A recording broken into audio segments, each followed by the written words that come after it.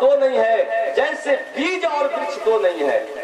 महात्मा कबीर लिखते हैं कि हंसा देखा और कुछ नहीं, कुछ नहीं दिखाई पड़ा, एक हंस दिखाई पड़ा सरोवर में।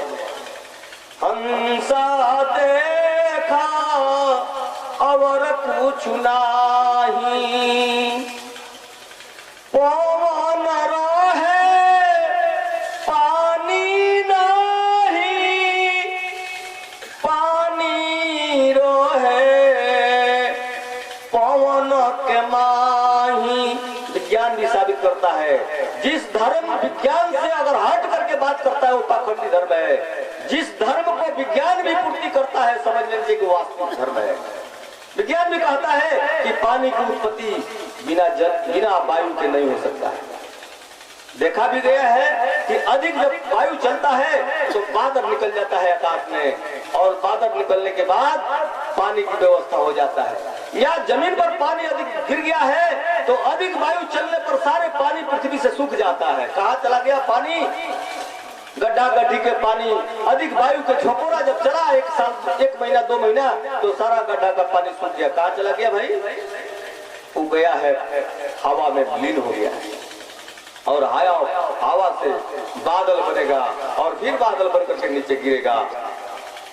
कहते रहे कि पवन रहे पानी नहीं, हमने कहते ये पानी से बनल बा, लेकिन ये देह के पवन चलावता, सांस ना रही तो ये देह ना चली। अबे कुछ देर पहले बोल गए हैं श्रीनिवास, ये ना रही तो राम नाम सत है, वो बड़ा मन परी सत मत तले लेके मन पर, जब सत हो जाई तब मन परी सातवा चलत तले सत नहीं के बुझा।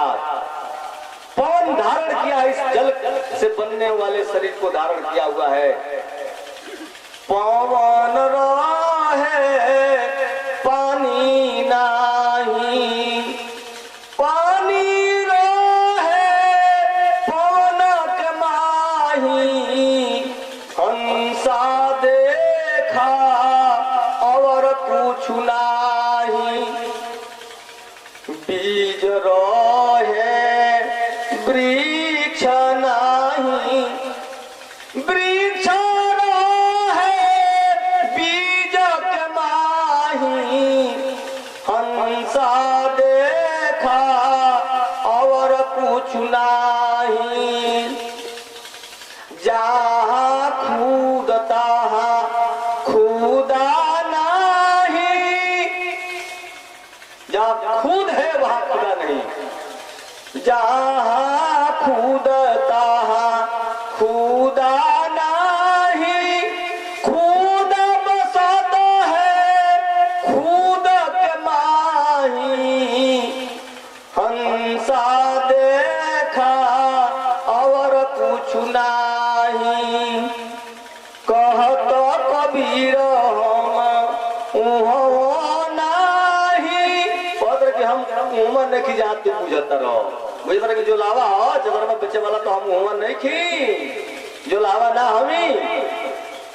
कहत कबीर हम उहवा नहीं, हम हूँ बसत है पुरुष के माही, हंसा देखा और कुछ नहीं, हम तब पुरुष में निवास करेंगे, हम पुरुष में जाकर विलीन हो गई, अब पुरुष आके ये शरीर में प्रकट हो गई।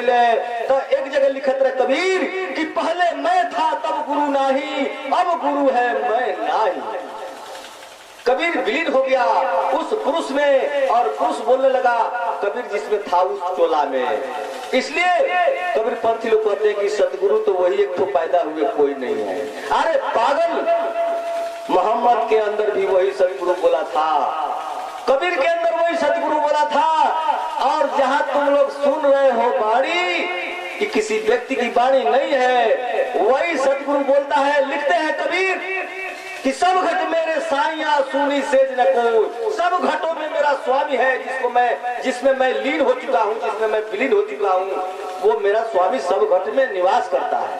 सब घट मेरे साइया सुनी सेज न कोई, बलिहारी वो घट के जा घट प्रगट हो। कहते हैं कि उस घट की स्तुति मैं करता हूँ जिस घट में मेरा स्वामी मेरा सतगुरु प्रगट हो गया है। सतगुरु इस धरती पर आते हैं तो नहीं कोई पहचानता है और साधारण मनुष्य के तरह से उसको समझ करके साधारण व्यवहारों में उस सतगुरु से वंचित रह जाता है और उस परम पुरुष अविनाशी के दया नहीं पा सकता है और इस संसार में 84 के गोता खाता है। मालिक ने सबको एक इंसान बनाया, न हिंदू बनाया न मुसलमान बनाया। लेते ही जन्म पड़ गए जाल मजहब की, कानों में गुजरने लगे सुरताल मजहब की। मजहब के ख्याल वालों ने इंसान को शैतान बनाया, स्वर्ग जैसे धरती को श्मशान बनाया। कुरान की आयत से जो आवाज है आती, गीता भी हमें वही रोज पाठ सिखलाती कि सबका मालिक एक है, एक का बंदे हो जाओ और उसी एक का भेद गुरु बताता है। एक शब्द गुरुदेव के ताके अनंत विचार, थाके मुनिजन पंडिता वेदो ना पावे पार। वो एक शब्द गुरुदेव का कौन है?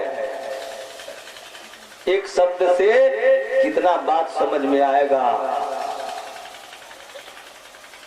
कोई संत कहा है, अपना नगरी के रहिया भुला गईल तू, जहाँ के तू हौ तहाँ के हाल भुला गईल बड़ा।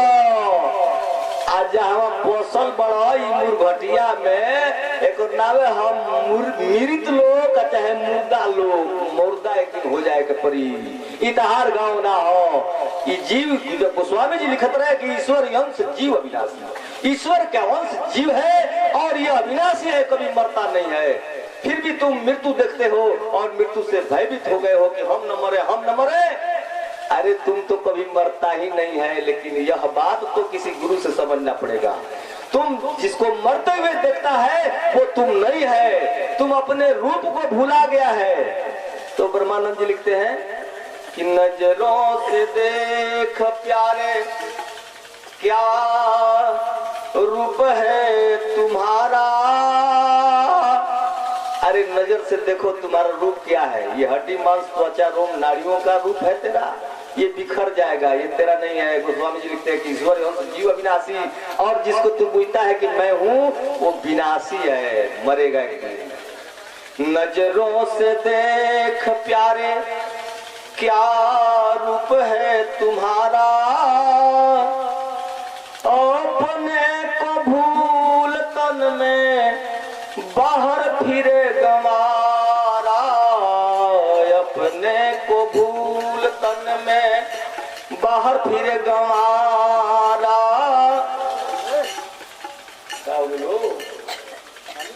अपने को भूल तन में बाहर फिरे गंवारा,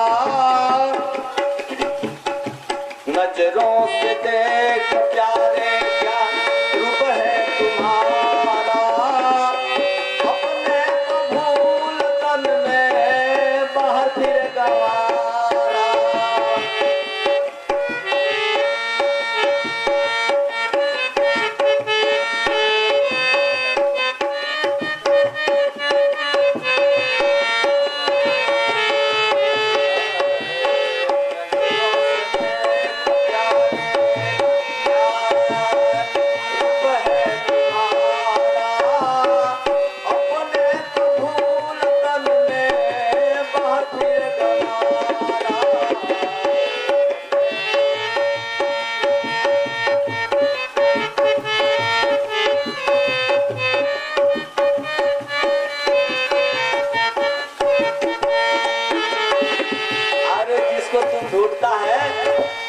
घूमेगा ना पता नहीं चलेगा। अपने पर ध्यान लगाओ। ध्यान कहीं दृष्टि तुम्हारा संसार पर है, बाजार पर है, परिवार पर है, पद और प्रतिष्ठा पर है। दूसरे पर दृष्टि रखने वाला सांसारिक जीव कहलाता है और स्वयं पर जो दृष्टि रखता है वो सन्यासी कहलाता है। ये परिवार से कुछ लेना देना नहीं है। सबसे बड़ा झमेला है तेरे अंदर। घर परिवार संसार छोड़ करके जो भाग गया वो भोगड़ा सन्यासी है। कोई महात्मा, हम लोग कोई गर्ग के वंशज हैं, कोई कश्यप के वंशज हैं, कोई गौतम के वंशज हैं। ये गोत्र जो कहलाता है, गोत्र माने वंशज, गर्ग, गौतम, सांडिल, कश्यप, ये सब महात्माओं का वंशज। अरे पागल, अगर महात्माओं के पास परिवार नहीं होता तो तेरा वंशज कैसे चलता? आज जो कश्यप गोत्र के हैं वो कश्यप ऋषि के वंशज, जो गर्ग गोत्र के हैं गर्ग ऋषि के वंशज, जो वशिष्ठ ऋषि गोत्र के हैं वशिष्ठ के वंशज। यानी सारे महात्माओं के पास ये संसार और परिवार था, लेकिन अंदर से वो संसार और परिवार को छोड़े थे। बाहर की परिवार छोड़ करके भागने की कोई जरूरत नहीं, भगोड़ा नहीं बनना है। अपने को भीतर से अपने आप पर दृष्टि जिसका हो जाए तो बाहर खोजने वाला काम बंद हो जाएगा। अपने को भूल तन में बाहर फिरे गंवारा, कर में कंकड़े छुपावे, ढूंढने को दूर जावे, फिर के समीप आवे, मन करो विचारा। कर में कंकड़े छुपावे, ढूंढने को दूर जावे, फिर के समीप आवे, मन करो विचारा।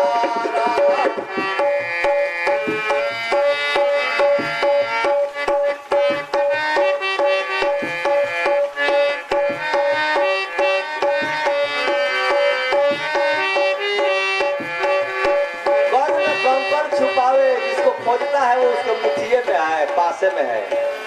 जैसे मृग नाभि में सुगंधी, सूंघे वो घास गंधी, दुनिया सभी है अंधी, समझना इशारा। नजरों से देख प्यारे,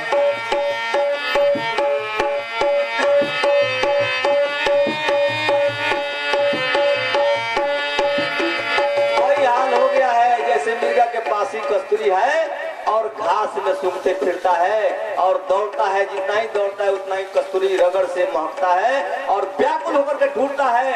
उसी तरह से मनुष्य परमात्मा को खोजता है। अरे परमात्मा से तुम एक पल भी दूर नहीं हुआ है, लेकिन तेरा आंख बंद है, बस एक पलक की बात है, पलक खोलो कि दिखाई पड़ जाएगा।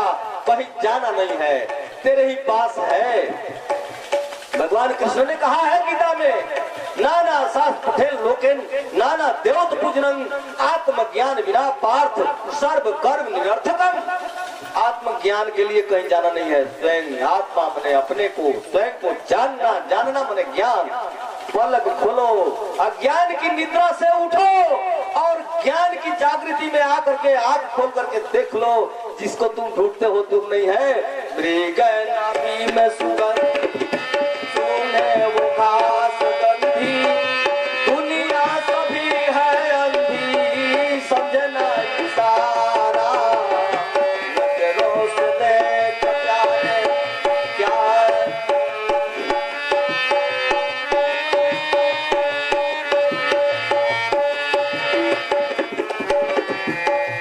एक बात पर ध्यान देने योग्य है कि जड़ जानी देह सारी, क्षण भंगुर दुख है कारी। इस शरीर में जोड़बा आई पानी के हिलोरा से जगह पानी के बुलबुला तैयार हो जाला, कि माई बाबूजी के धाका में ही बुलबुला बोल के तैयारी बा।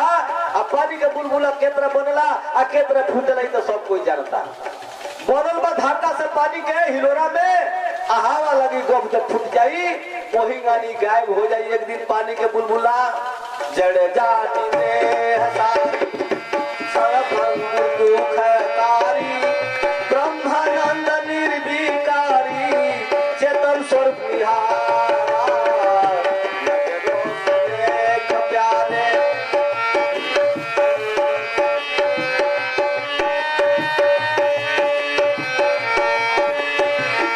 अरे चेतन जो है, गोस्वामी लिखते हैं कि ईश्वर अंश जीव अविनाशी, चेतन अमल सहज सुख राशि, साफ लिख दिया है। और पागल की तरह से आदमी समझ नहीं पाता है उनके बात को।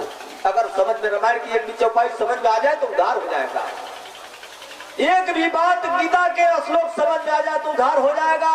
कहते हैं कि ईश्वरीय अंश जीव अविनाशी, नाश नहीं होता है। लेकिन कब समझ में आएगा? तो चेतन अमल सहज सुख राशि। तुम चेतन को पहले अमल करो, जो इसमें चेतना है, जो चेतन है उसको पहले जानने की कोशिश करो। जो